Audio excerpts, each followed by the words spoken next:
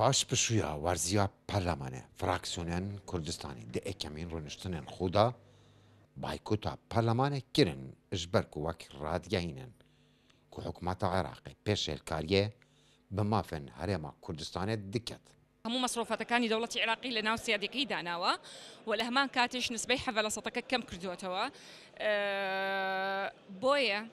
یعنی ئەمە وا ئەکات لە کۆتایی محەسڵەکە ئەگەر دوای لادانی سیادی 12.67 بۆ نامێنێت تقریبا 6% ئەمە شکارەساتێکی گەورەیە بۆ ئابووری کوردستانە ئەگەر حکوومەتی عێراقی بەردەوام بوو لە پێشکارەکانی بەرامبەر بە خەڵکی کوردستان و هێزی پێشمەرگە بە تەئکید ئێمە یەکێک لەو خێرانە دامانناوە ساحبکردن لە پرۆسەی سیاسی جێگیری ساروکە پارلمانە ڕادگەیندن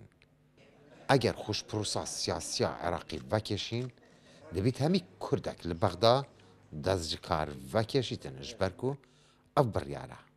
بڕیارەکە سیاسیە ئەگەر بڕیاری مقاتعە بدرێ ئەبێ هەر لەسەر و کۆمارەوە مقاتعی بکە حتا دوا مۆزف و دوا مدیر عام لە بەغا نەگەوەی کە تۆ بەستەن هاوڵی پەرلەمانتار بڕاتەوە ئەگەر قەزیە مقاتعی سیاسی بێ جاری نەگەیشتوتە ئەو ئەگەر قەسێ مقاتعی سیاسی بێ بەتەنها بە پەرلەمان ناکرێ بەتەنها بە پەرلەمانتار مقاتعی سیاسی ناکرێ مقاتعی سیاسی وکو باسم کرد ئەگەر بڕیاری لێ بدرێ بکرێ ئەبێ هەر لە ڕئیس جمهورەوە مقاتعی سیاسی بکە حتا ئەوکو فەڕاشێک لە بەغا کە کوردوێ هەندێک لایەنن سەر بە هاوپەیمانیان شیعان ڕادگەینن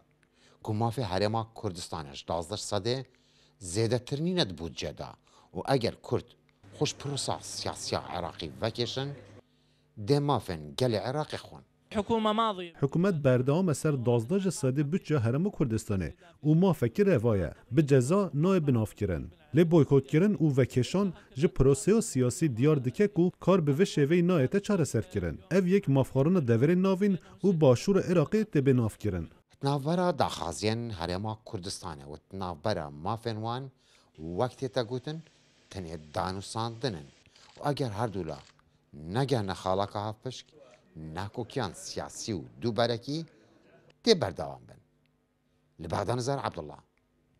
دەنگی ئەمریکا